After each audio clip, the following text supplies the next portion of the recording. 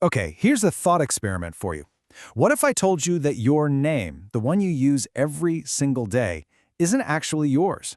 That your legal identity is just a corporate fiction, a tool designed to control you?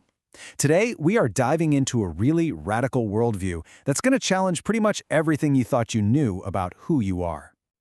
And this, right here, is the central question. This is the heart of the entire philosophy we're digging into. The source material asks you to stop and really consider that the name on your driver's license, your bank card, your passport, that's not you.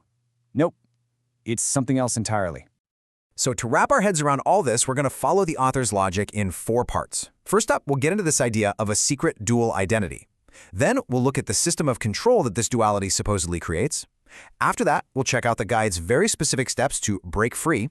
And finally, we'll explore what life might actually look like on the other side. All right, so the entire theory really hinges on this fascinating and, yeah, kind of strange idea that you're not one person but two. The author claims that inside every one of us, there's this fundamental split. See, on one side, you've got your true self.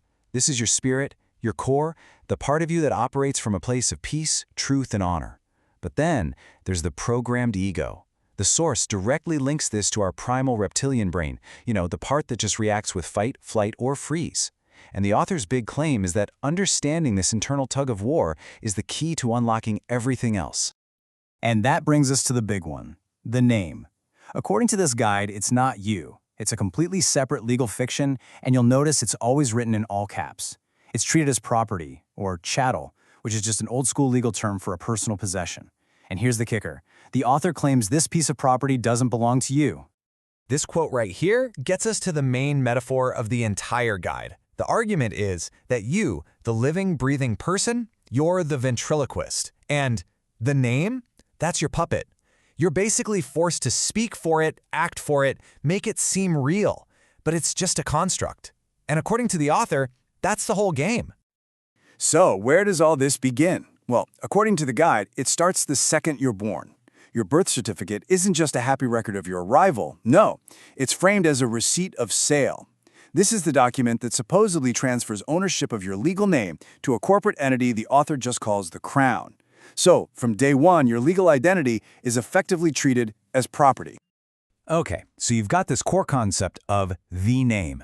From there, it expands into what the author describes as a complete system of control, an architecture they have a clever name for, the jurisfiction. At the very top of this system, the author places this trio of independent corporate city-states. First up, Vatican City, which they claim laid all the groundwork by claiming all property way back in 1302. Then you have the City of London, which is identified as the Crown, the entity that owns the registered name.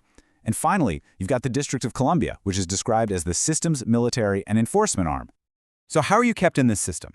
It all comes down to a key concept the author calls joinder.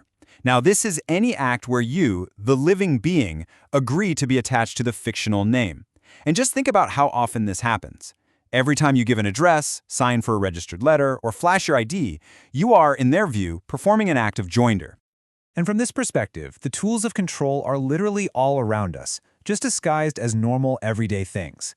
The author argues that things like bank accounts, IDs, and mortgages, they're not just for convenience, they're actually traps. Each and every one is designed to create joinder, forcing you to constantly animate that puppet and keep yourself tied to this whole system of commerce and law. So, if that's the trap, how do you get out?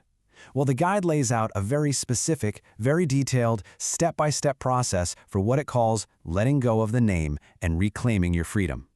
It all starts with your birth certificate, which the author calls the proof of fraud. The instructions are incredibly specific. You have to initial all 4 corners and, get this, place a toe print on every single page. Then you draft this formal notice of fraud. You attach it to the certificate so they become one single document, and you send the whole thing via registered mail. In this worldview, that single act officially returns the name, the property, back to its supposed owner, the Crown. Now, it is really important to point out that even the author issues a pretty stark warning right here. They make it very clear that this is not a game. These actions are described as incredibly serious, potentially dangerous, and they warn that anyone even thinking about this has to be fully prepared for whatever comes next. So what happens if you actually go through with all of this? What does life look like after you've let go? Well, the guide paints a picture of a radically different and definitely challenging new reality. The consequences are immense. Once the name is returned, the guide says you give up all rights to ever use it again. Just think about what that really means. No bank account to hold your money, no ID to prove who you are, no passport to travel. You are effectively unplugging yourself from the entire modern world of commerce and law. So the obvious question is, how do you even survive? The guide's answer is that survival totally shifts from the material world to the spiritual one.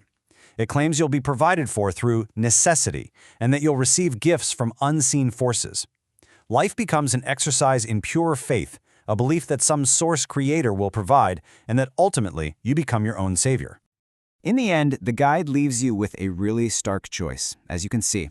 On one path, you can just go back to sleep, accept what it calls slavery by design. Or, on the other path, you can start doing your own thinking and begin that long, difficult journey back to your true self, a life that's finally free from the puppet name. Look, this worldview doesn't give you any easy answers. It's not supposed to. It's really designed to make you question everything. So after exploring all of this, the real question isn't what the author thinks. The question is what you think. What does freedom truly mean to you?